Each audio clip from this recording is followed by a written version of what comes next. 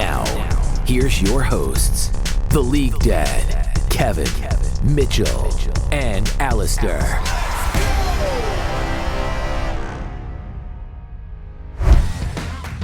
What's up, gamers, and welcome to another episode of the All In Podcast. I am the League Dad, and once again, joined by this awesome crew. We've got Kevin, Mitchell, and Alistair, and boy, do we have a great episode for y'all today. And I'm not just saying that because it's our awesome podcast.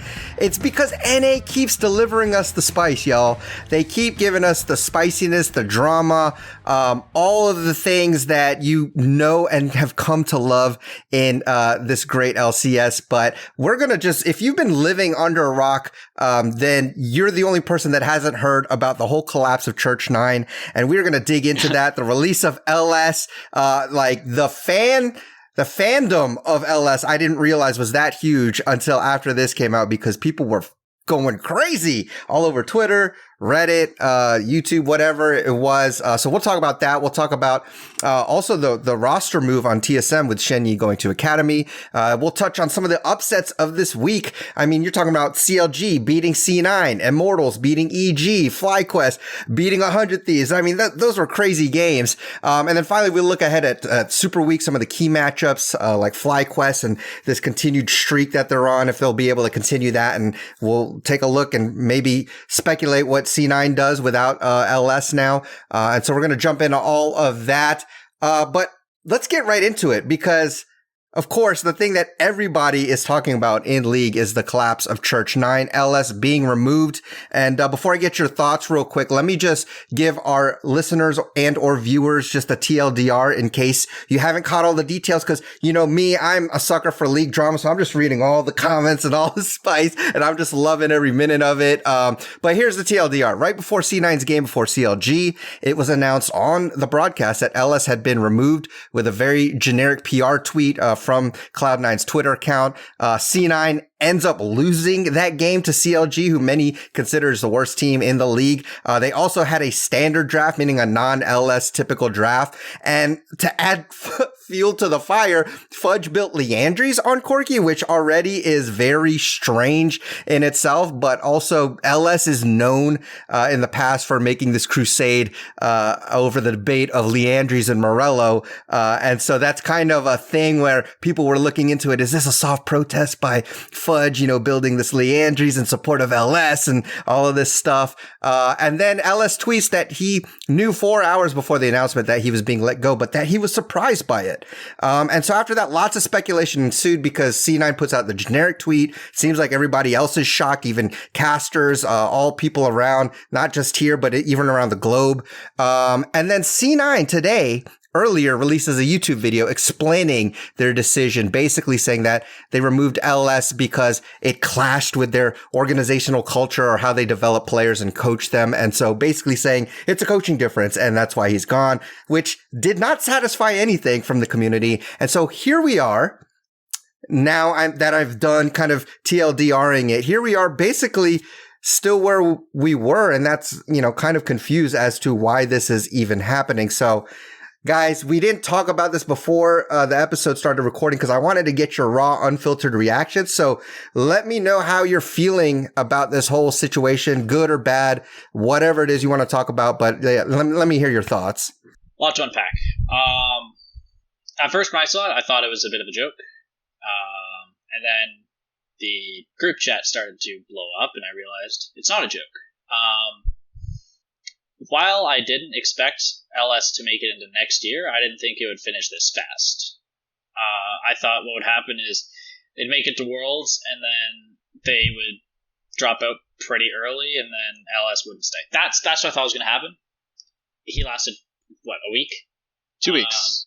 2 weeks? Which, I mean, I don't know.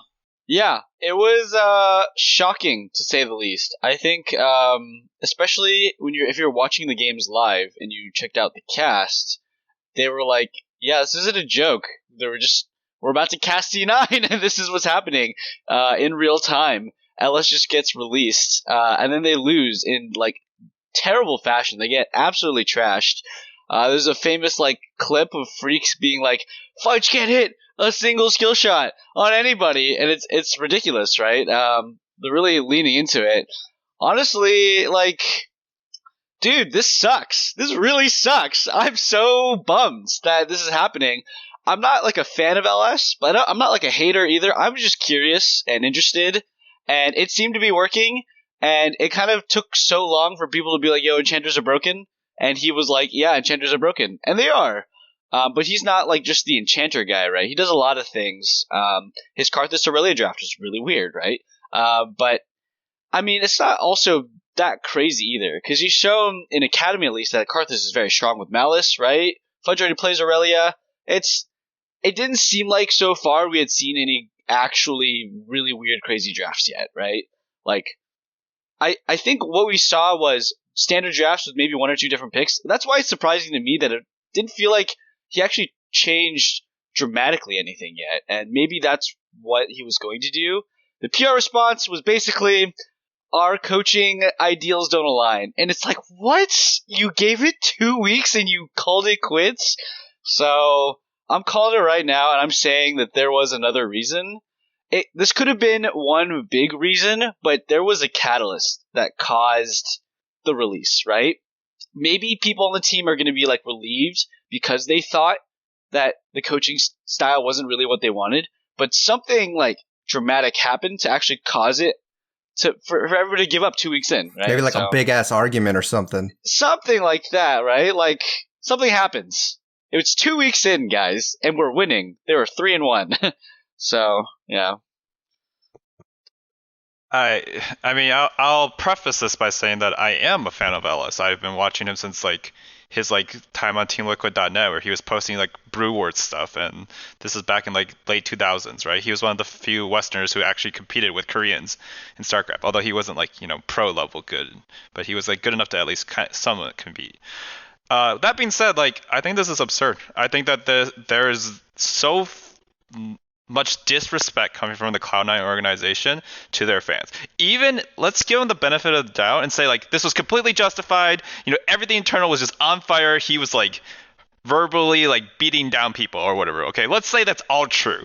They didn't give us anything. They waited 3 days, 4 days to give a statement that said nothing. I could have ordered that statement in an hour with the knowledge I had, not even the internal knowledge. I could have just said that, right? If you just asked me to make a PR statement. That is so insulting. Like, in the statement, Jack was like, we wish that we could have had more time to, like, come up with this decision or whatever, but, you know, instead of the 4 hours before the first game. And I was like, what do you mean? You made this decision. What do you mean you wish you could have had more time? Like, maybe we can first up, but you don't tell us anything. Like, I'm not a C9 fan, but I was a fan of what C9 was doing this season. Yeah. A lot of people I were. think so, like, yeah. even LS neutral people or LS maybe former haters were like, but this is interesting. This is exciting. And in true NA fashion, we screw it up. Yeah.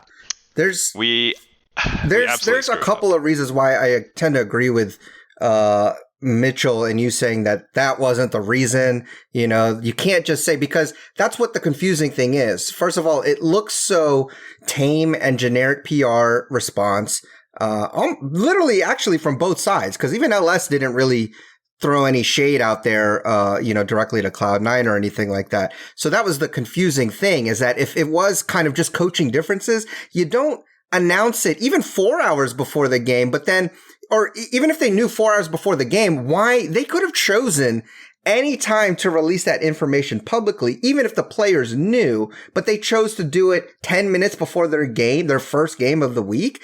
It makes no sense. And that's where I have to agree that something was the catalyst. There was a yelling match or something, maybe even between Jack and LS, who knows? And you know, there's something that had to be very drastic in order for this to have the timing that it had. Cause there's no point. Players already knew. So why do you choose to release it to the public like that 10 minutes before their game? So yeah, go ahead, Mitchell. It was just a tweet too, right? It's not like they pre-planned a video to release 10 minutes before. So, if LS knew 4 hours before, right? Like, there was not a lot of time to, I guess, maybe if LS is released 4 hours before and then they took 4 hours to make a statement, maybe they were spending their time figuring out what to do. But it is weird to even fire him on the day Yes. of the match, right? Like, regardless if it was 4 hours before and he had plenty of time for the players to be like, we're going to get maxed in, like, I don't know, fire him on Monday, right? Like, after your matches? Because what were you scrimming all week? What were you doing all week, right? So it makes me think something happened like Friday night. Yeah. Or even Saturday morning, right? Something actually ridiculous that caused an immediate firing. But, like, with respect to just NA in general, yeah, like, Kevin honestly hit it on the nail. NA's kind of boring, guys. Yes. Like, it's not boring in terms of drama. We got tons of drama. Playstyle, though, a lot to be desired. Every year, pretty much is usually just Cloud9, actually, that does anything kind of interesting. And then you have a couple of fringe picks here and there, right? But, like, Ellis really brought a different flavor to all the drafting. And we saw experimentation from many rosters. I'm not saying it's all Cloud9 or all LS, right? But, like, being one of the maybe 2 or 3 teams is a big deal when it comes to experimentation. Because FlyQuest, they're not doing funnel anymore. Or they're not doing... Not funnel. Yeah, you can Smite pretty Janna. much call it that. Yeah. It's funnel. Yeah, they're not doing their funnel anymore, right? But then TSM still is, right? Like, it would be nice if we could see different facets of how enchanters work and how to make these different kinds of team comps, and we're going to lose that entire dynamic. And I'm worried that, like, Cloud9 built this incredibly interesting, potent roster to just be another kind of average, like, we got some cool new imports, and we're going to maybe make it to quarters and groups, and then they all leave the region, and we get new people, right? Like, that's probably what's going to happen, and it could have been something so much different. It really could have, if C9 ends up second, third, first, whatever, the spring split, who knows how many people are going to jump on the bandwagon, right? Absolutely. But yeah, we're never going to find out. And I think that's like, it's crazy because how you guys are talking about like making how it makes C9 interesting. I felt the same way. Like, I'm not a C9 fan. I'm not actually like an LS fan per se. I like what he does, and I think some of it's interesting. Sometimes I think it's not right, but like whatever reason, I think he's a valuable contribution to the analytics of the game because I love it when people are really passionate about thinking about the game. And so, making it interesting, you know, for a team that was supposedly built and predicated on this, you know, potential that they would be different than what we've been seeing in the past. And that they were going to try new things because we all knew LS had kind of a different way of thinking. He also was very instrumental in bringing a lot of this roster together. So it looked like C9 had given implications or indications that, hey, we're going to take LS's, we're kind of going to buy into this hype. That's why there was like this Church of LS thing, like kind of like buying into this whole philosophy that he thinks different. And as an organization, we're going to take a risk on him and try different things, you know, because we're willing to bring him over from Korea. Right? I think they had to pay like, you know, some fee or something like that for him to remain a citizen. $500,000. So they don't pay it though. They don't pay it though. They invest it into a bank. Okay. That's it. It's just showing that you're investing in the country. So you're not losing the money. Yeah. You're just putting the money there. Yeah, but it's just all communication to us that, hey, they're going to try something different. This is going to be exciting. I mean, we were even excited, you know, before the season began, before the lock-in tournament began, we were already talking about them and how this could potentially be really exciting to watch. And now that this has happened, it kind of feels like a lie. Like C9 was kind of hyping us up and they pulled the old bait and switch, right? And I think that's why a lot of people are actually really pissed because whether you were a C9 fan or not, and of course I saw a lot of people saying, you gave me a reason to watch LCS again. And I feel like that's a little too far or whatever, maybe, or maybe not. But the point being is that it did add another element to this being an exciting region because we'd have good teams that could play standard stuff that really well. But then you'd have C9 who would always be a wild card. And regardless if they, you know, made it far or not, I think just the fact that it's fun to see the game maybe in a different way, that was exciting. You know, as a potential exciting thing to watch this split. It feels like a bait and switch in the way that like almost C9 just went after Alice's like fan base. Yeah. They just went for his brand and they took as many fans as they could to jump on C9 in Korea hype train, and then they just dumped him. And in the process, they might have just lost more fans because, yeah, honestly, maybe it sounds a little dramatic to be like, I came back and to watch LCS because of that. there are plenty of people in LEC waiting to crap on LCS. They might have actually watched because of LS.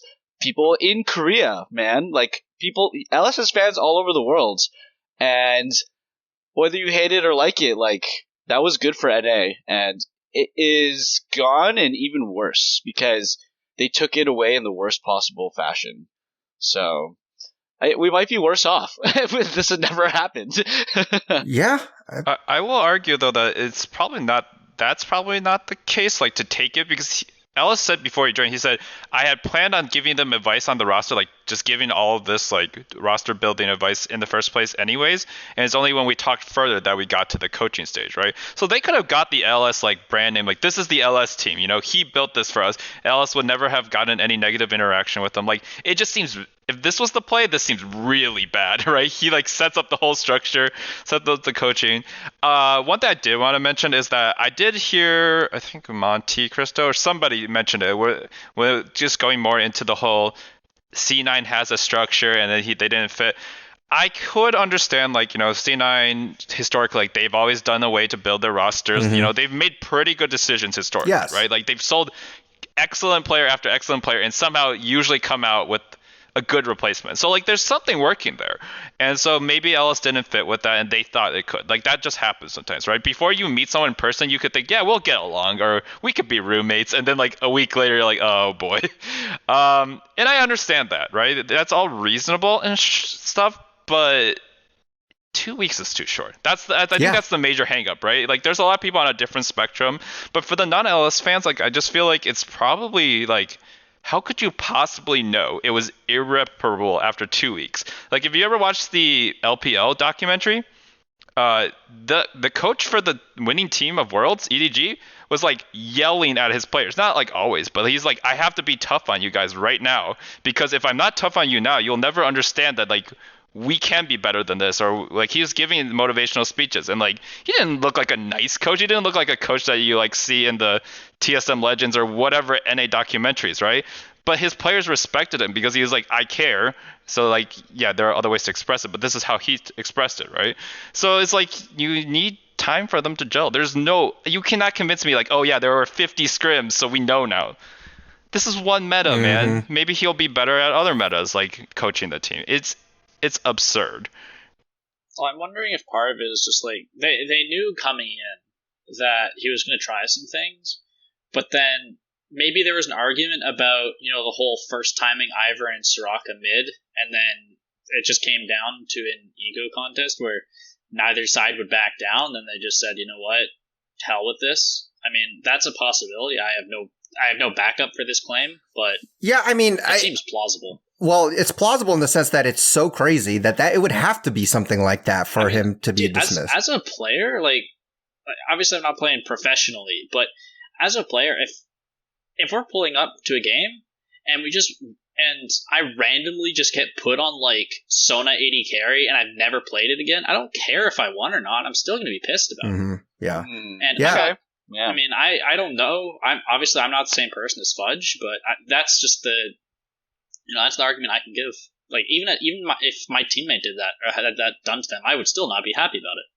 No, that's a really good point because it did seem like in some interviews Fudge was like, yeah, I like just practiced the lane for like a couple hours right before the match, right? It's like that kind of voice of like, oh, it's so ridiculous how easy the champion is, but he's also kind of like, I mean, I just freaking learned this champion and I went on stage. So I definitely see that point of view of like, it's hard to say whether Fudge is for or against this, but his attitude and what he wants to portray is that he's for the removal of LS, right? So if we go with what he's kind of portraying and he wanted LS off, yeah, maybe he was upset that he got put on Soraka, Ivor, and duty minutes or hours before the actual match started. But, I mean, the thing is so LS did tweet, like, I guess an Instagram picture of him and Fudge, like, he was saying goodbye before going back to, Korea, and it looked like it was heartfelt, but again, like, we don't even know if this is coming from LS's side. Again, I'm just going to keep speculating and say maybe the decision was made because it came from somewhere else, like Fudge going to the coaching and saying it's me or him, and maybe they took the bank on Fudge. I mean, maybe it was LS. Maybe he hated here. Maybe he really misses Korea. Maybe. I wouldn't actually be too surprised about that either. He has a lot of weird tendencies and things he's got to do. He goes to the hospital like every month. I don't know, man. Maybe he wasn't finding the care or comfort he needed in America, his living situation, LA. So it has to be something outlandish like that, only because, again, why people are so upset at this statement is that it's not like, it's well known that LS isn't he doesn't have the most tact when he's talking to people. Like, that's a known thing. We also know that he's very opinionated about his ways of things. And so they knew all of this. It's not like it's a secret, like, oh my gosh, like, this is not what we expected. I mean, they even showed indications of like, okay, we'll give you this control, bring in the players you want, kind of buy into this philosophy, right? And so for them to come out and say, yeah, it was a coaching difference, I don't think that was it, because they knew what they were getting. They bought into it. It has to be something, like you said, that was more dramatic in a sense, that there was an ultimatum, a breach of contract. LS really did miss Korea, and this was their way of doing it. I don't know, or whatever. Save face or Fudge, for him. Save face. I don't know. So, What? I mean, he said he was surprised though. So how's this? Well, that's why I was saying maybe it was Fudge that came to management and said, dude, I don't like this. No, There's too I mean, I much. don't like Too many this. variables, man. yeah, Hey. there's too many variables. But I would argue, like, if Fudge is saying these statements, I feel like it's like if management made a decision and he's like the employee who's still staying there, it's very hard for him to be openly like, I don't agree, right? Because you want to keep a harmonious relationship. You are like their player they're building around, and Blabber, who they're building around, right? He kind of so just has to became be the face of C9, right? Right. Perks left, he just instantly was like, I guess I take it up. He's mid lane. They have Fudge Factor memes are everywhere, right? So Yep, he's likable. He's a good player. He's growing. Like, he's talented and hasn't made like major mistakes like Blabber. Like, Blabber should be the face of C9, but he's not as outspoken because he's just like, he just does his thing, gets memed on if he messes up. I don't know. I think we don't have to go on forever about this because we're just speculating, and maybe we'll get more out of it someday. But like, I think if it was a more dramatic reason, we would have gotten a leak by now. I think that so many people knew, like, you see all these community people like, oh, I know a reason, it'll come out soon, and then, like, whatever, then we could talk about it. I feel like if it was more spicy or more heated, it would have leaked at some point. But I think, like, who wants to be the one to leak? Yeah, there were coaching differences, and then everyone's like, really? That's it? Like, It just seems like, to me, like, it's, when have we ever had a close-lipped, like, no leak ever, no one said anything about another major drama, right? There's like Dunzo Manifesto, Lena, double F again, double F a third time. Like, someone was leaking it always, right? And it's not just like, it just seems very strange to me otherwise. I think it was just, to me, I've like come around to like, it was probably just this mundane reason. They were just like someone in upper management, maybe Jack himself, maybe a lot of the high, like the GM or whatever, were just like, no, we value C9's structure more than we value LS's like risk. Like, it's not worth the risk to break everything C9 has built up. And so let's just figure out a way to do this like mutually as soon as possible so we don't screw things up. Because like, think about it this way, like LS, like, it's the whole like, someone's a bad boy or they had a bad streak, but they're like, no, I can fix them, it'll be fine with me. Yeah, no, this happens all the time, right? This is just like so stereotypical, it's cliche. So you see them and you're like, oh, he's not that bad in person, right? He's just a douche on stream. Oh my and then you get him and you're like, oh my god, he really is like that. Oh, and I'm saying this as a fan, right? Like, this is a very normal thing. Why do you think Dardoch has been on 8 teams, guys, or 9 teams? This just happens. Every team's like, I could do better, and then they do it, and they're like, oh crap, I understand now. Yeah, it could just be that. They're so well behaved when they're trying to get on your team, right? They're like, no, it was a misunderstanding. This was overblown here. I understand. I messed up over here. It's fine. I can change. Yeah, I can change. And then once you get the contract signed, paycheck cashes in. So there you have it. Then the consensus is that It was basically like they knew they were getting, they knew he was a bad boy, and yet they dated him. So, Yep. I mean, kind of your fault, Got too close to the C9. fire. Kind of your fault. Well, speaking of bad PR and letting things leak, TSM actually had the spiciest news before Saturday when Cloud9 made that, shocking statement of releasing LS. But TSM had announced that Shenyi, one of the imports they had gotten from China, was going to be moved to their academy team, and their academy support, Yurson, would be bumped up to the LCS stage. And I don't know if it was before or after, but I had read also that one of the TSM coaching staff members had also been let go. So there were some spicy things going on here. We talked about this last week. Like, it's 0-4, but come on, it's been 2 weeks. Like, they can't be that, crazy to do something, and here we are. Dude, 2 weeks. I might be up in games and I'll still get rid of my coach. Yeah, exactly. Anything's on the table. Possible. We've learned that CEOs of companies, of esports teams, can make decisions that make us make us scratching our heads. So, let's talk about that though, because Shenyi. I think what makes this even spicier is that there was on Reddit some kind of transcript of a chat that he had that was, on stream or something. Somebody translated it, and it was basically him talking to a former teammate, just talking about his time here in the LCS. And he mentioned some things that, NA plays just like LCK. They just want to farm, don't make any plays. And he says that, Oof. He tries to make stuff, but it seems like people aren't following him or listening to him or want to listen to him, even though he wants to make plays.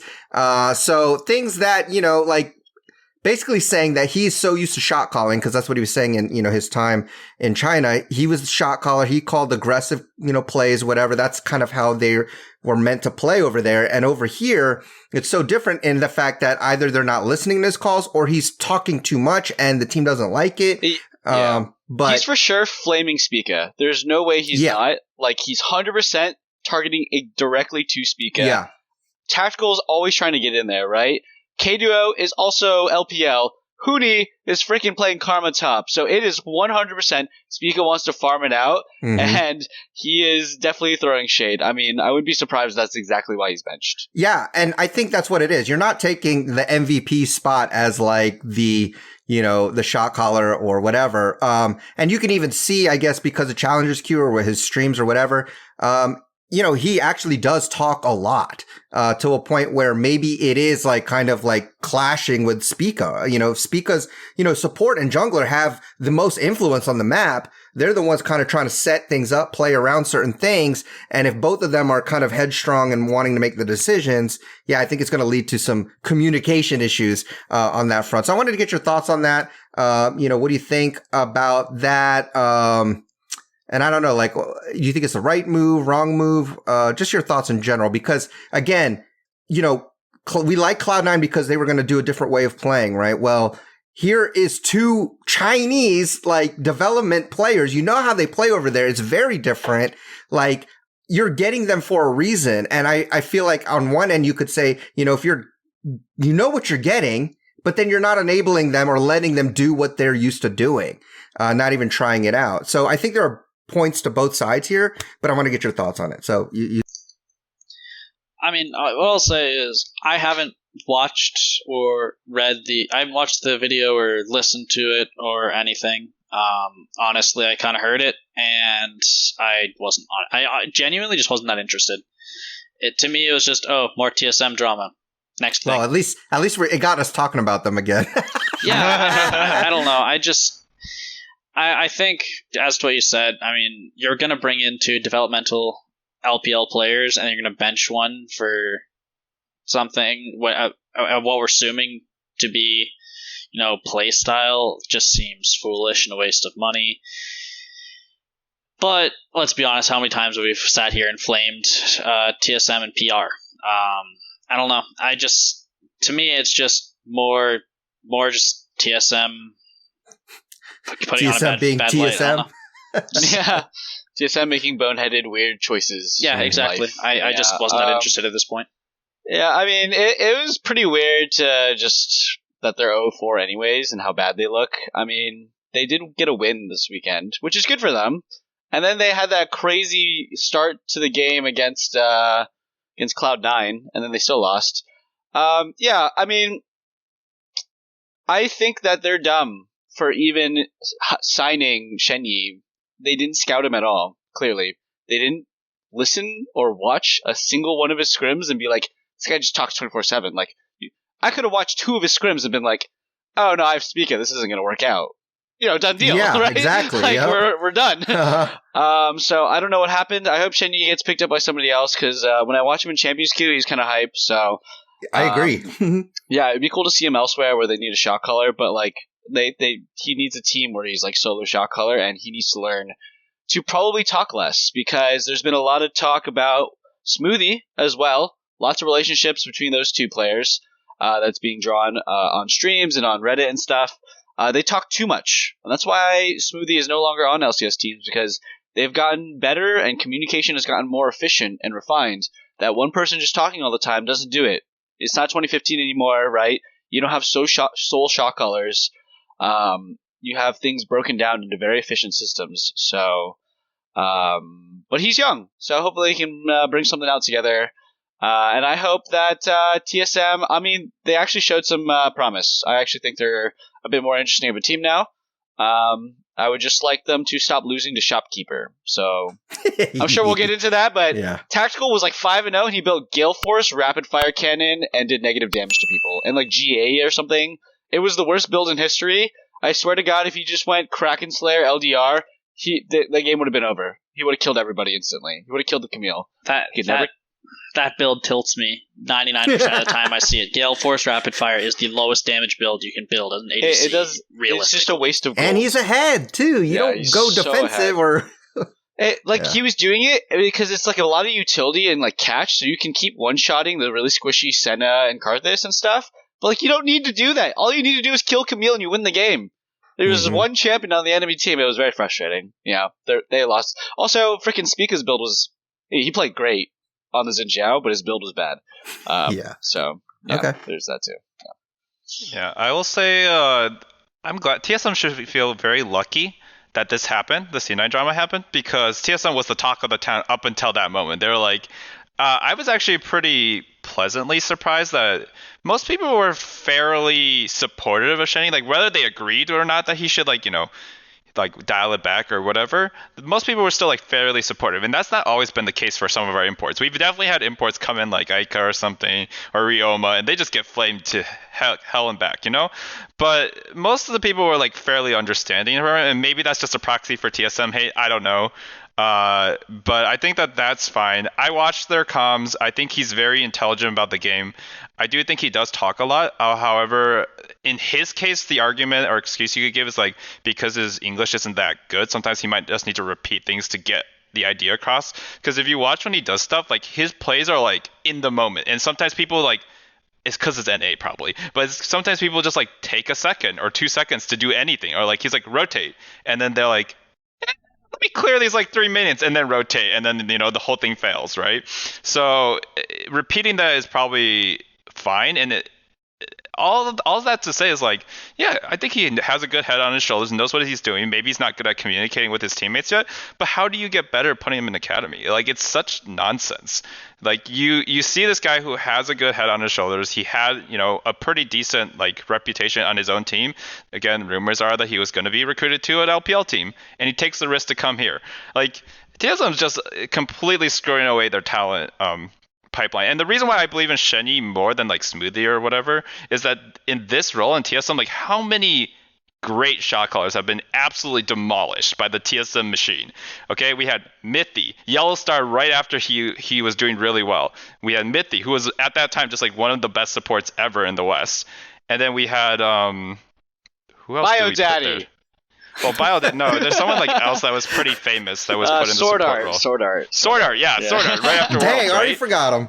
And then they're like, no, okay, he just didn't do much on the team, right? And it's just like, it's very obvious, like, TSM just like, I don't know who it is now, because Part's not there anymore either, but something about TSM is just like, they just don't want to take those risks, even though they recruit people who explicitly are there to like make them play a little bit more riskier and proactive, right? Yeah, TSM sucks. Yeah. If it's TSM this many times, we're going to have to start saying maybe it's not the support every time, right? Yeah. Smoothie does talk a lot, but like and I think he was on C9, but was he ever on TSM? He was. Yeah, it was on TSM. They went to Yeah. finals. C9, TSM, and CLG. Yeah. Yeah. Yeah. Oh, The- and he the was big- on the old Echo big three. Fox. He was on Echo Fox. Yeah. Anyways, the point is like they keep missing, right? And it's so weird because these people had not Shenyi, but the rest had track records beforehand. Yeah. So I'm willing to give him a benefit of the doubt. I don't think he'll play anytime soon. I think they'll probably wait like 2 weeks, and if they would put him in, and after that it's just too late to put him in Your because he's just not going to son be ready. had some pretty good mechanics. I think they're going to keep him in for a bit. Yeah. So I think he's fine. I will say that like I the think problem he's is like have you ever seen a team lose at 8-0 with a 4-0 Yeah, jinx? I know. Like Yeah. that shot calling was absolute ass. Like at the Baron, it's like 4K, 5K. You hear the Nocturne all go off. You see the Scrying Orb, and their call was to burst it down, Oh, yeah, that giving was the 1 in 100 steal. so bad they lost to a Baron steal. That was And one of the most oh, man. ass Baron steals ever in the history of LCS, at least. It was I've really never bad. seen a Baron steal that bad, right? Well, and you know, Janet like Tornado? Spica. Anybody?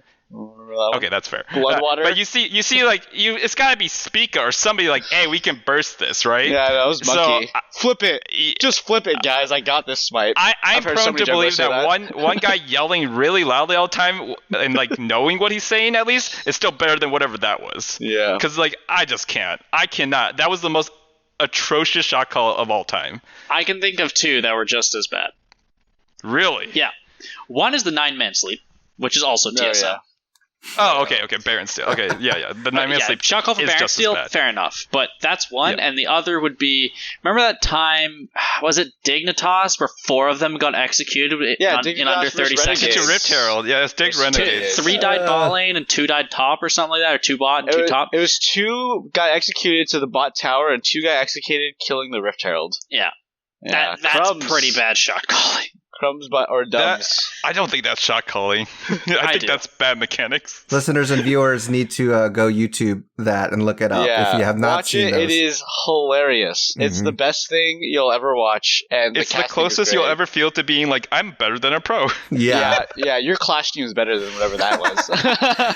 Well, it feels kind of like a little bit of the C9 confusion and why people are a little upset, because just like in Cloud9, where you bring somebody who is known for their, take on the game, their style in particular ways, and then as soon as they get there and do something different, then you release them and you're like, oh, that's too much. It's like, I don't want to do all that, right? It seems like the same thing here with TSM, like, because, you really shed some light when you were mentioning that TSM has had good supports on their team, but then when they're on their team, it just doesn't work out. Like, it looks really bad and the support's always gone. And, if they're bringing in young Chinese talent, again, either somebody really failed hard in their scouting mission and didn't realize that this wouldn't be a good fit, or they just didn't know what they were going to get, or what. It really makes no sense, because what you are getting. So why stifle them then? Talent suppression machine. They're just dumb. It was just like really bad. My immediate guess is just bad communication between Parth and whoever replaced him, right? Parth left. I have this guy. He's really good. Maybe Parth was a last minute FU to TSM. I don't know. Like, this guy's really good. Take him. He's gonna fit perfectly. Yeah. But that's my guess. Like, working through companies, right? Some guy left on my company. I had to do everything, and honestly, my job is still kind of a mess, right? Like, that's just, it takes a while. And I'm noticing the same with C9. Actually, I didn't know this. I just looked it up. Rainover left C9 this year as well. He left to go be a positional coach at Mad Lions, and now they're all making a bunch of weird choices, right? So it makes sense. It's because it's not, the org is not making a bunch of weird choices. It's specific individuals, right? People are making these choices. Yeah. Maybe they come to a decision together, but one dude was like, yeah, Shenyi is pretty good, guys. Let's just take him. And then they took him, and then they just went with it. And that's the thing, though. But and I think, again, why fans are getting upset about the C9 stuff and this is that we are tired of the same old ways, because the same old ways haven't done anything, right? They don't work. And so to see you bring in young Chinese talent like a support who over there, maybe the culture is more of support making a lot of shot calls. I don't know, but it's something different, right? And if you know that getting these young Chinese player talents and then you bring them here and they're doing what they do, which is different from us, but yet their region has been winning. And we're like, oh, whoa, that's not what we do over here. We're going to not do it that way, right? Or even giving it a chance. 2 weeks in, 4 games. They didn't even play during lock-in. So it is mind-boggling to me that they would make this kind of a change so soon. And again, same thing with C9, if coaching difference is actually the reason. Because then you're saying like, no, we tried your way. And LS's way seemed to be working, by the way. And yet they still said, no, we're going to, we have a certain way of doing things. That's why people are upset, because it's like, we've been doing things a certain way and we've been getting nothing for it. Like, take a chance, do something different. Maybe, the people who are willing to take the chance, maybe those people left, or maybe like they got scared or they chickened out, something along those lines of that their ideas changed. They said, you know what, we can wait till next year. We're going to make enough money this year that we don't care. I'm going to keep my job this year. I don't care, right? Like, it's that kind of mentality that I really feel like has always plagued NA, where it's like, if it's not me and I got a job next year, I don't really care how this shakes out, right? And I feel like that's honestly a lot of old NA players too, where it's like, I don't care what team I end up on. I don't care how this really shakes out. If I still have a job next year, then I'm doing great, right? Yeah, 5th place team, 5 years in a row, whatever. I can do that. So it's the mentality, right? Yeah. I don't think other regions really have that mentality. They really want to push and strive for that next venture, and I wish we could adopt it, and I hope Champions Queue and whatever the hell just happened with C9 can really establish a new like mentality for NA. It's gotta change if we ever want to make it big at Worlds. Yeah. Yeah, and also, like, even, let's say, like, they were just screwing up scrims, right? Like, they lost every scrim between then and now, right? You still try it on stage. Like, there's a lot of teams who sucked in scrims. Like, absolutely just did not do well, right? Or did super well in scrims. And it's the absolute opposite on stage. We did not see a team that was being led by Shenyi on stage in any of those games. You see him, like, get a 4-man rel engage, and then the team just sit back and watch, and then wipe afterward. And you're just like, It's very obvious that there was different, like, there's a disconnect in values there, right? And maybe they just got mad at him for inting.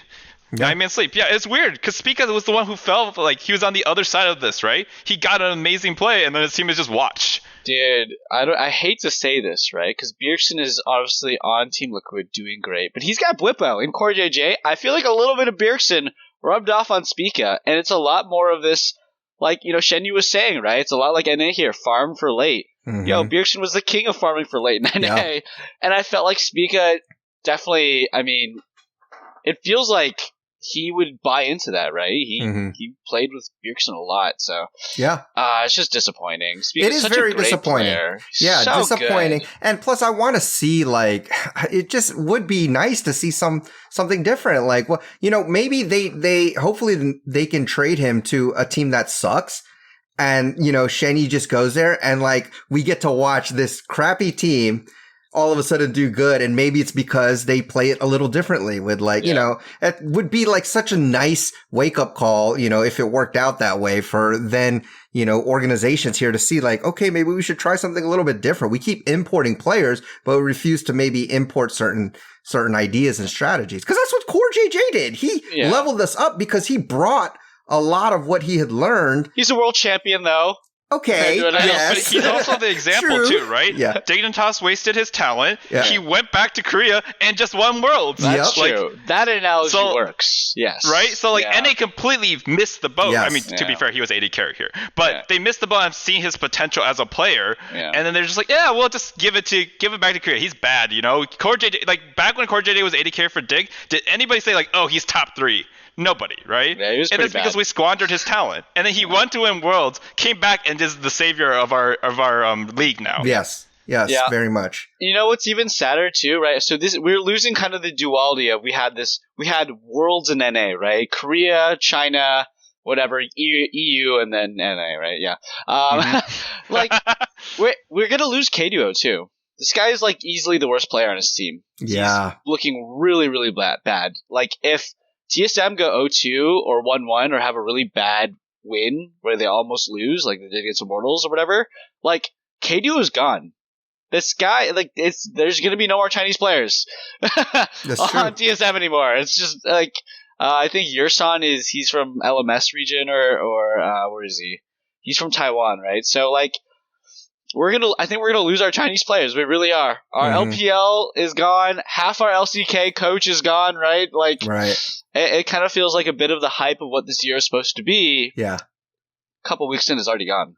So yeah, that's unfortunate because we were calling it mini worlds over here because we were getting to see kind of this experiment of different cultured, style plays, and if that would change things up. And obviously, at least from our perspective, because we don't have that internal knowledge, it looks like NA is just refusing to try new things. And I think that's what. Bad though. I'm not gonna lie. Oh yeah, okay. That guy's really bad. Yes, you can still be bad. Like just because you're from a region doesn't mean like you're good. He was the risky talent. Yeah, he was like the one that they didn't know much about. And then he's had a few good plays, like I've said before. But yes, overall, I don't think he's playing super well. Overall, if they have a better mid in some of those games, like they win for sure. Like it's rough, man. He's doing absolutely nothing. Yeah, for sure. A lot of problems to solve over there at Talent Suppression Machine. But let's go ahead and look at some of these there are other teams. Yeah, teams in the league? Okay. Well,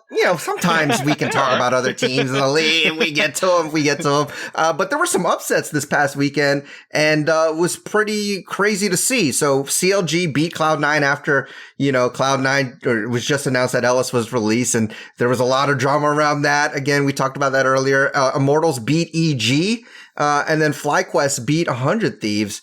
So pretty much teams or games that we thought were going to be one-sided were not at all. And so let's, pick any of those that you want to talk about. If there's anything you want to point out, mention, caught your eye, what you thought. But yeah, give your thoughts on some of these upsets. I mean, I'll start with the IMT 100 Thieves game, or IMT 100 Thieves. Right? EG? Oh, EG, sorry. While it is an upset, I don't think it's that crazy personally, because even if obviously the team's not doing great, which honestly surprises me. Obviously, I didn't have them super high on my power rankings, but I do expect them to take games off of teams semi-frequently. I mean, they have Wild Turtle, Power of Evil, and Xerxes. Those three names alone on a team it's pretty relevant, and I think the fact that they took a game off 100 Thieves my bad.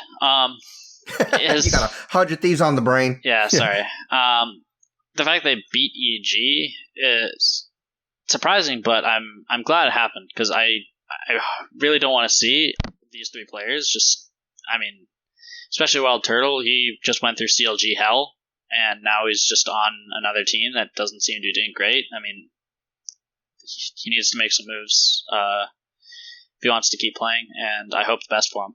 Yeah, I thought it was an interesting game, that one, especially they had the big pause in the middle, which was really awkward. Saved the game.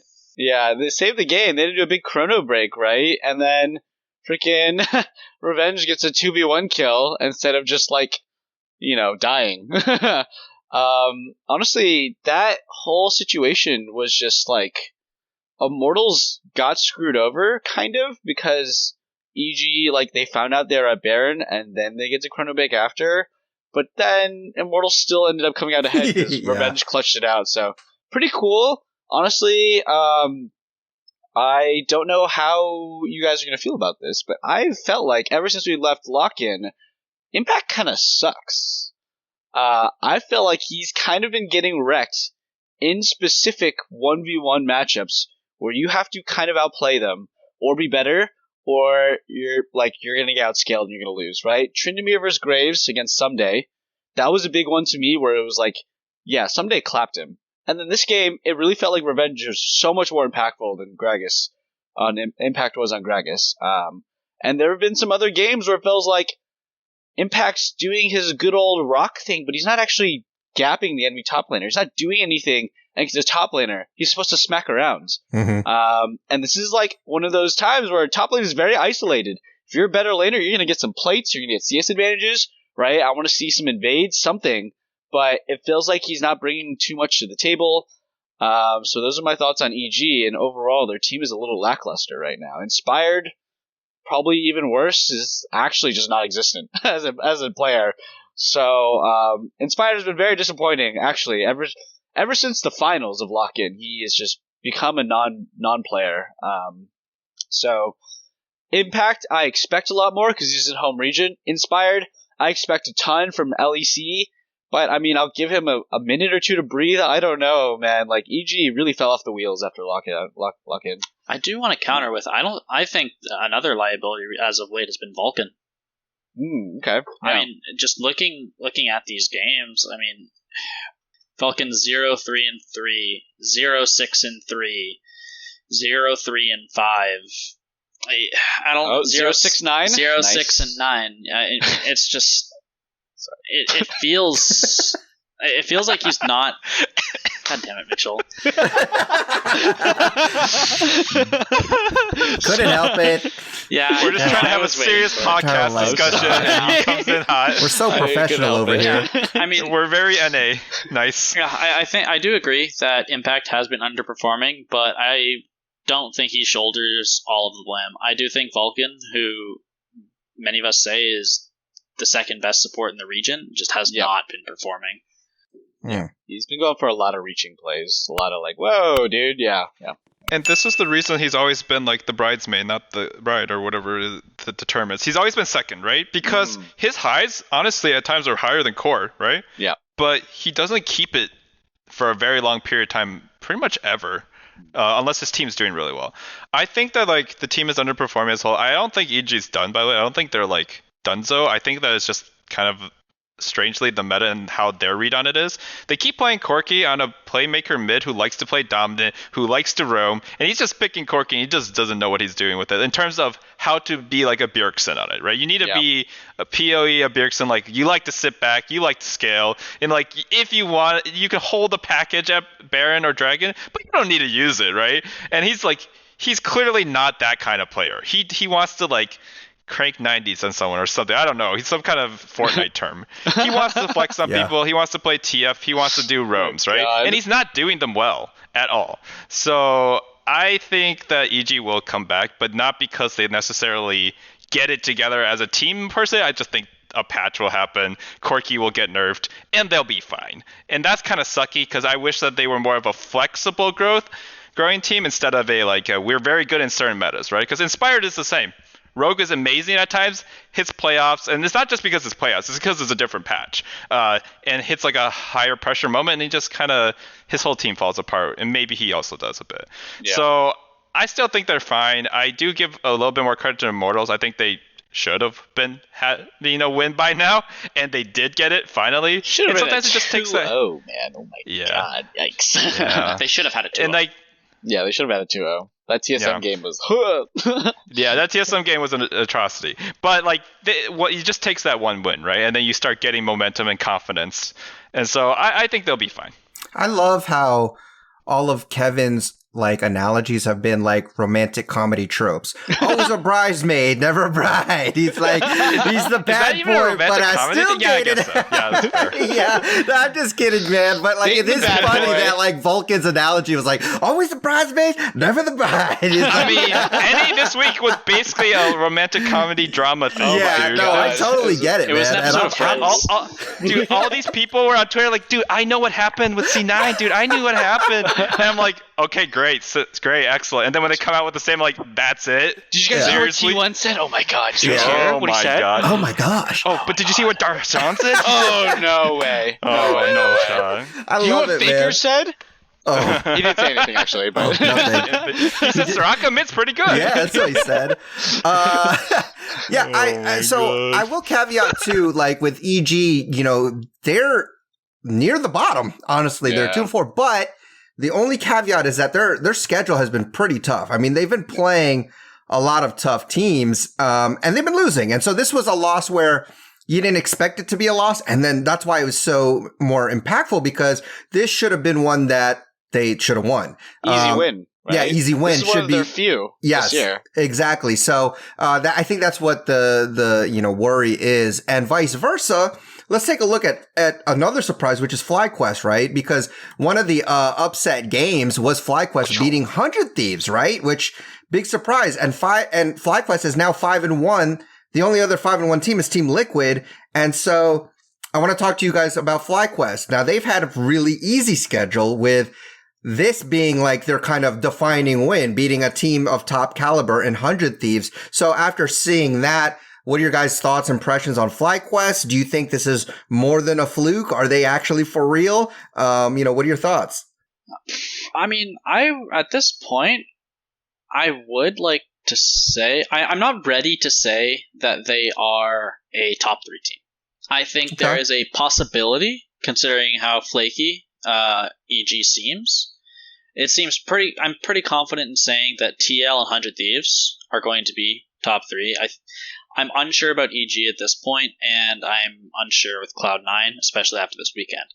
Maybe because, they come in with a brand new coach, that's why they got smacked up this week. We'll have to see. Too early to tell. I'm pretty comfortable saying they'll be at least top 5.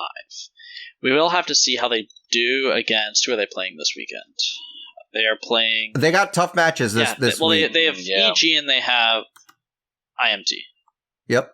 No, they have, C9 and EG they got to play, actually. So FlyQuest? I believe, unless it's EG and IMT. Oh, okay. And they play, they play C9 as well.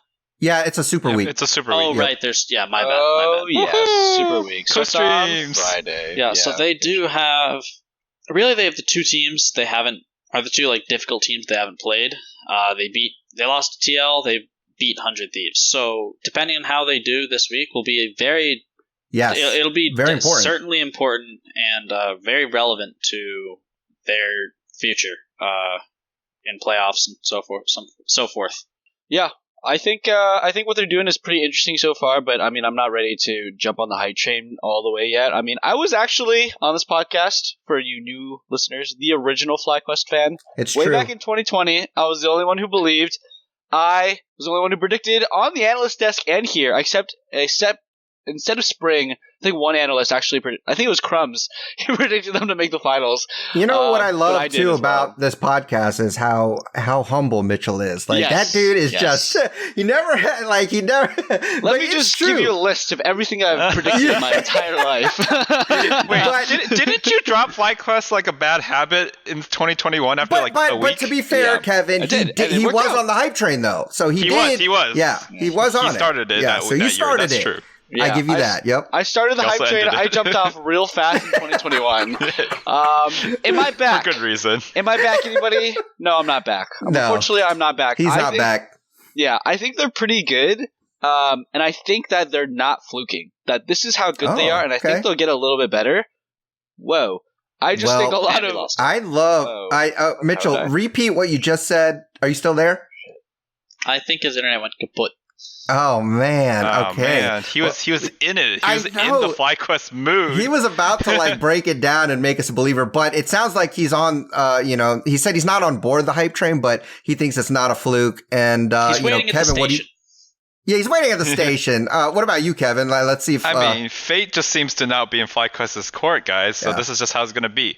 What I feel about FlyQuest is I think they are legitimately good right now. I think they're top 3 right now, and the reason why I think so is because I think they've shown all they needed, right? They were down 5k gold against the number 2 team or number 3 team, depending on who you ask, and they came back. They played solid. I think that Jose Dioto finally has a mid laner he can play around. I think the hidden star on this team is Tukui. Tukui, yeah. Man, and I know French, so I should be able to say this. But anyways, he's actually been playing just good. Every game he has been playing pretty good. And pretty good to very good. And honestly, he's at least top 4 mid laners in terms of performance so far. Yeah. I think people haven't been respecting FlyQuest. They haven't been scouting them that much or preparing that much. And I think that's why they're getting wins. So they're top 3 now. They're going to end 5th. As I agree with everyone else, they will end 5th probably. I also give credit to Johnson Aframu. That bot lane worked before. That's why Johnson got the recognition he did. And it's still working now. Not a big surprise. Aframu is really good when he's playing with someone who will listen to him, it seems. Yeah. Right? When he's playing with veterans, he's whatever. But when he's playing with someone much more rookie, they just seem to get a lot better. So I think this team is legit. They got their stuff together quickly, but I need more from Kumo and Jose Diodo. I think Kumo's been playing fine, but I don't trust it to continue. That's the thing. So I think FlyQuest is legit right now, and they deserve everything they've gotten so far, but they're not necessarily going to end the season strong, in my opinion, just because other people should catch up. Whoever's doing their shot calling is doing a very, very good job of it. Their macro is Probably Afro. likely. Likely. But, I mean, whoever is doing it, I would go as far to say I think FlyQuest has the best macro aside from maybe Team Liquid. Yeah, I mean, I wanted to look as to, maybe look a little deeper as to why they're 5-1. You can't just say, oh, well, they played easy teams. Well, they're still winning, when they need to win, and they're winning like teams, against teams like 100 Thieves. And it's funny because Takui back in Lock-In, we did not think was that great of a mid laner in the beginning, but it seems like he's quickly changed that. And I looked into his stats, compared him to Bjergsen, right? Just because Team Liquid is the only other 5-1 team. And surprisingly, their stats are very similar. But with Takui having way more presence, with damage, his damage is higher. His, damage percentage for his team is higher. And I looked at Johnson, who we know is not that great of a laner, but same thing. His damage percentage is high. And he's actually making a big impact in fights, with doing that damage and getting a high damage share, of the game. And I think it's just they team fight better. Their mid to late game rating is above, it's higher above than anybody else's. And it's just their kind of early game laning that's not up to par. But, if they have good macro and can execute well, maybe with good synergy, who knows how well this team could be? Because, we talked about junglers and supports being the ones that have the most impact. And we talked about TSM's communication issues. Well, maybe with Jose Diodo, speaking Spanish, or whether it's just he's not that good of a shot caller. Maybe with Afro just doing it for the team, maybe there's some synergy there, or they're at least more on one page than some of the other teams. But is there anything else you guys wanted to talk about regarding any of the other teams before we kind of look forward ahead? Two things. Quick news flash. So Mitchell's internet might be out. Oh, wait. Hold up. I'm there back. he is. Okay, He's I back. don't have to relay the message. Back All with right. the hoodie. Delay. Yeah, Nice. Right. I don't know what the hell just happened, but basically FlyQuest is top 5. Everybody's going to get better. It's so funny because we had just wrapped that up, and then it's like flashback to where, let's go back and give your thoughts. You were just saying you weren't on the hype train, but that you didn't necessarily think that FlyQuest's performance was a fluke. No, it's not a fluke. I think they're that good. And they're probably going to get a little bit better. Kumo is looking pretty nice. Takui, he can press his buttons. Jose Diodo's kind of coming into his own a little bit. I don't know. They seem like they kind of know how to play the game. They're just kind of, I think once other people figure out how to play the game, they're going to get outmatched mechanically and draft-wise, and then it's just going to be they're an inexperienced team, so. Yeah, and basically what I was saying when you were gone is that I looked into their stats to kind of maybe do a little digging, and they do seem to do better in team fights, and they have a really high mid to late game rating, so we were just talking about maybe their synergy is good, maybe Afro's the main shot caller, and they're all kind of on the same page, so he makes good calls, and then they have good team fights, like their Takui and Danny have high damage damage per minute. I'm sorry, Johnson. Yes, they're doing a lot of damage in team fights. So their carries are doing their jobs, making good engages and playing that macro mid to late game pretty well. So yeah, I could see that. Well, now we'll have to see if that continues on. Shout out to Aframu. Yeah, good for him, because I really do think he's probably got a lot to do with it.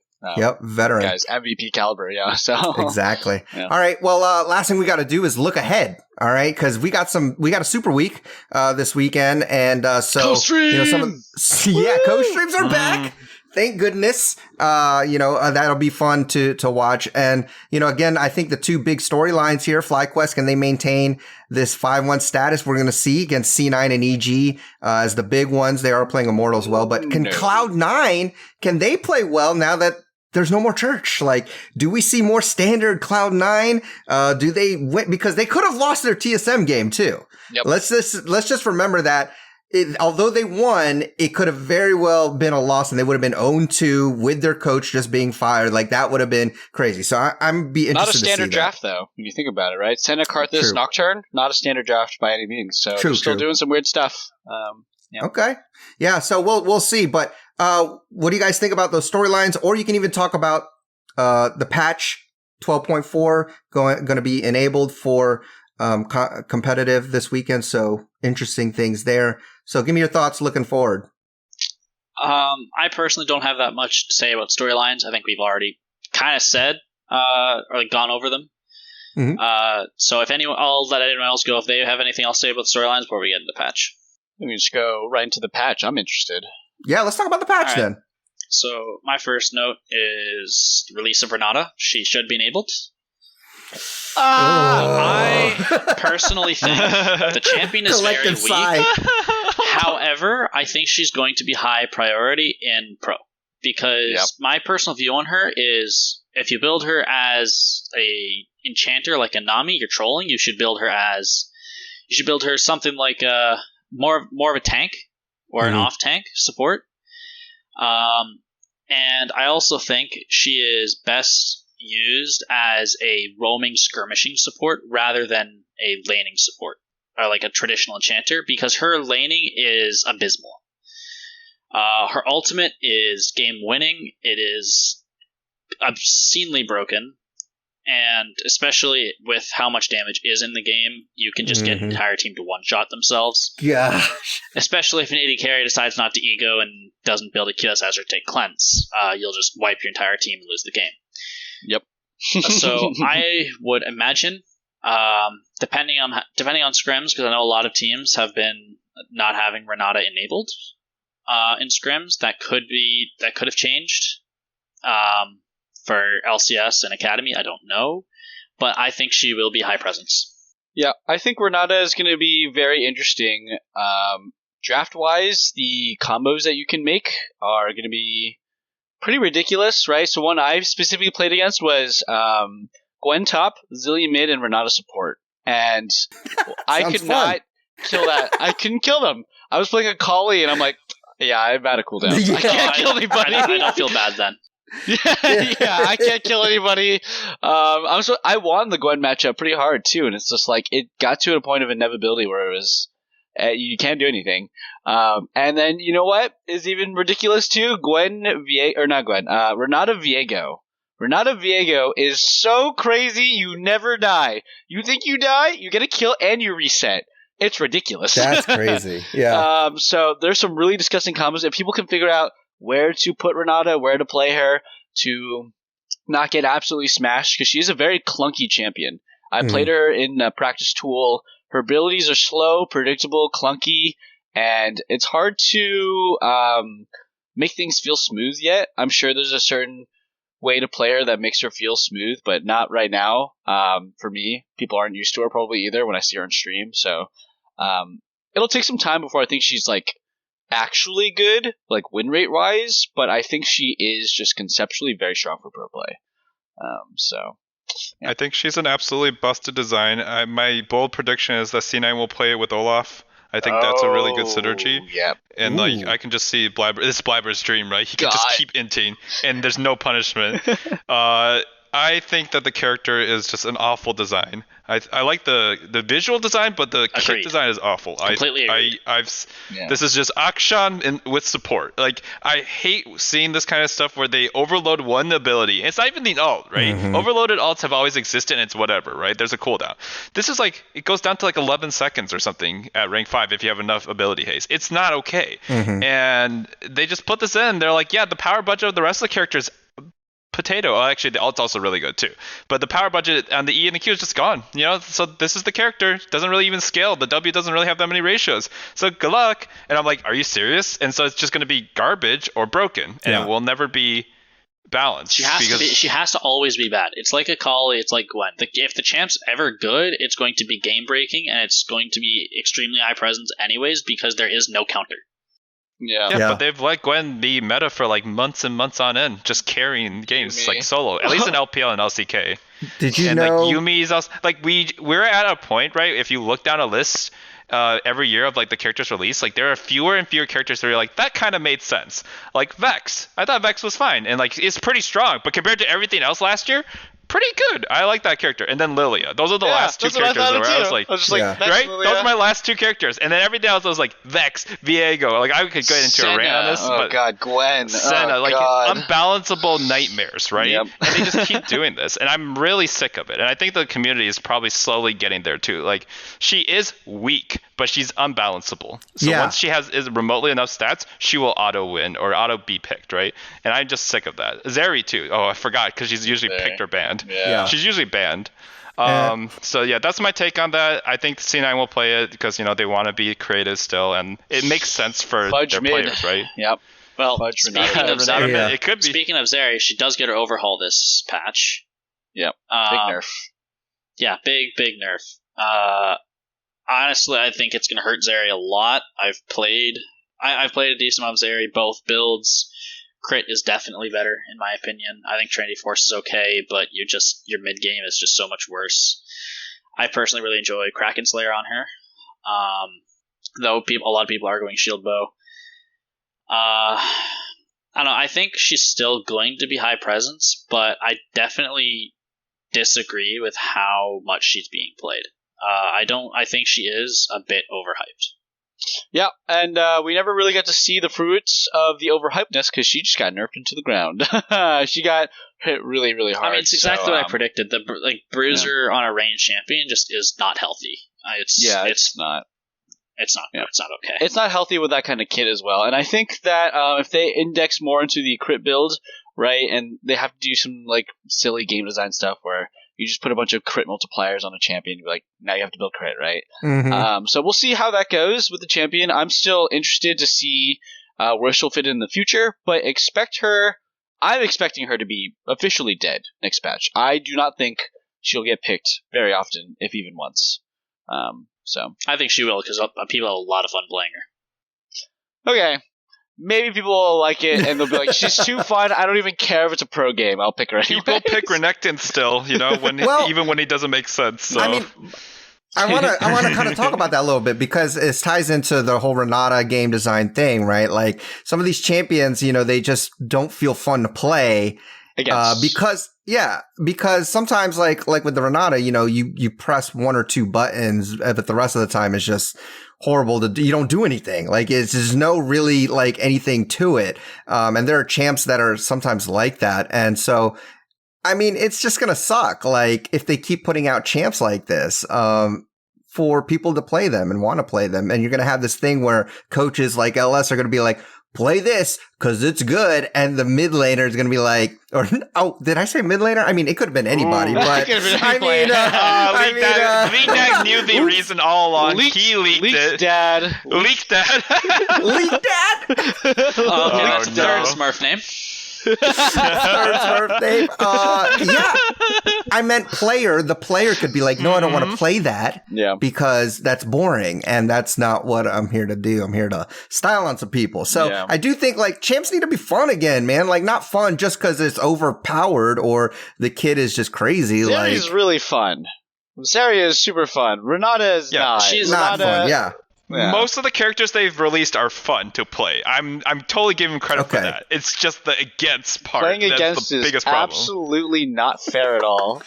Tell me Viego is fair, man. I don't care how many times he's been nerfed since it was released. Aurelia, tell me that Kali, champion's Gwen, fair. Senna, Viego, Dude, Yuumi. Viego hits a different level for me. He literally is invulnerable and resets like all the time. He's a different, he's another level of stupid brokenness to all the other broken champions. I cannot believe Viego still exists in this form. I mean, it's funny.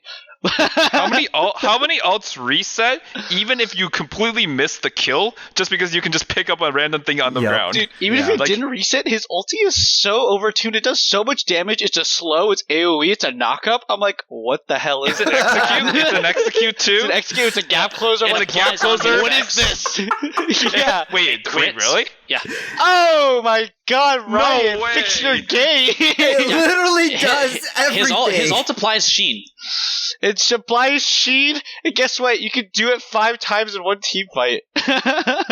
Wait, how many things apply Sheen and crit as a spell? I could be wrong about the crit. I could be wrong about that. Okay. No, it has crit multipliers. It doesn't crit, but it has a crit multiplier in its damage ratio. I do know for sure that it applies on hit effects. I know that one as a fact. God. Okay, well, big deal. So he has 28 out of the 30 things you can have.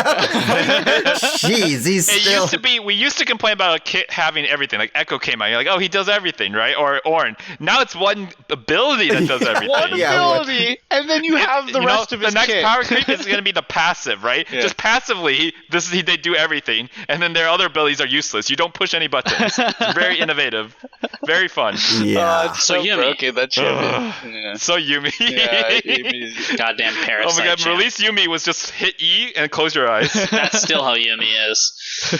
Let me reel it in just a tad, because we could definitely make another episode on just champs that are oh my gosh, busted or whatever. So talk about any other changes in the patch. Is what we were talking about before we went down the rabbit hole. Well, I mean, Aatrox buffs, those could be relevant, especially with new Death Stance. Yep. Death Stance saw Summit playing it. Giga Broken, and buffs to his Q. So broken. And it's just a baseline buff. Like it's even from level 1. It's the sweet spot, so if you go to Aatrox and you hit those, Champ's just going to be much more broken, especially in lane. He's already a lane bully. Rejuvenation bead changes. This is pretty big for champions like Akali, who can sit there and would just buy 3 of them because can't. More of a solo queue thing, though. Yeah. Is it? Yeah, that's fair. It never got picked in pro play. It's always D-Shield second wind. Yeah. My bad. Okay. Yeah. Rumble buffs, 5 base armor. That's massive. Yeah, that's actually huge. Yeah. I don't know how much it'll impact him being played in the jungle, just because what killed Rumble jungle was his clear. Yeah, but it could. He still needs a leash to have a good clear time. Yeah, it might. This just makes him less like suicidal to jungle. Yeah, I mean, we might see him top lane. 5 armor is a big deal, and yeah, that's all I have to say. I want to ask, when is Gwen going to get nerfed? Because apparently I looked at patch. She is okay because. Yeah, like she was banned 20 times this weekend. As like, she should be. So it's definitely like time that she gets some nerfs. So, okay, well, at least we can have something to look ahead, because that's pretty insane that she's just been banned every single last game thing now. I want to touch on this patch. It might seem silly, but Blitzcrank wait, not Blitzcrank. Hold on, what was it? Bring the silly Ash. on, man. Ash got buffed. It's a really stupid sounding buff. Her ult goes faster. I would love to see some Ash and some hilarious Ash ult snipes. Honestly, I think the champion is terrible, but she has some great matchups that fit into the meta right now. She's really good into Caitlyn. She beats Zeri. Sure. Mm-hmm. Zeri's already dead, though. And then she might... I think she has an okay matchup into, like, Jhin and Jinx, right? Like, she can kind of, like, hang out there. Still, I imagine. I don't know. She's always good in pro. She's always good in pro if she's even remotely Hawk shots, balance spell. Yeah, she's definitely strong. I don't think she's gonna. I don't think this is enough to push her into meta, especially when her W kind of is a 17-second cooldown at level 1. Yeah, that sucks. So a lot of her lane power is just not there anymore. Obviously, approach velocity and her passive. Though. If you can get her with a Karma, it doesn't really matter because Karma wins any lane anyways. Yeah. So I think we might see a couple Ashe picks if they get Karma, but I would not cross your fingers. I have a lot of fun playing Ashe. Ever since Zeri came out, I've been playing Ashe a lot in scrims as a counter to Zeri. If some team for some reason picks Ezreal, I think Ashe would certainly be a viable pick. But I don't expect Ashe to be high prio. I just want to see some crazy ulties. I do too. Just like going super fast down the mid lane for no reason. It's so much. It's so much fun doing that. No one's ready for it because you just see this. You're just chilling under your mid tower, and then out of the jungle, you just see this arrow coming at you, Mach 7. Faster than a Jinx rocket. I haven't seen how fast it goes yet. So good. Fast. It's so good. I was playing in ARAM and I was actually not missing anybody. It's so That's fun. funny. It's so fun. So I hope we get to out. see it. It's going to lead to so many hype moments, I know, if we get to see them. So that was my small little thing. It's not like a big buff, but it's really interesting. Cool. Yeah. Cool. All right. Is there anything else? Any final thoughts as we wrap it up? This just in, Renata is getting hotfix nerfed tomorrow. Oh, wow. They heard us, y'all. We did it, guys. We did. Will that be? Oh, it's hotfix, so it will be live in the LCS patch. Yes, then, right? It should be. Yep. What are they fixing? Does it say? Yeah. Let me read this. So, we did it. Her passive damage is being reduced. It already did 0 damage, and they're increasing her W cooldown later into the game, and they're reducing the duration of her W. Oh, thank God. That was and they're reducing the health on revive from 35% to 20%. Oh, I saw that one. Oh, that makes sense. Oh, it's already in the game. I was practicing on practice tool. It was already 20%. Okay, yeah, it's already in the game. Okay, so, yeah. I just saw this now. Okay, cool. So yeah. Good. Okay. Awesome.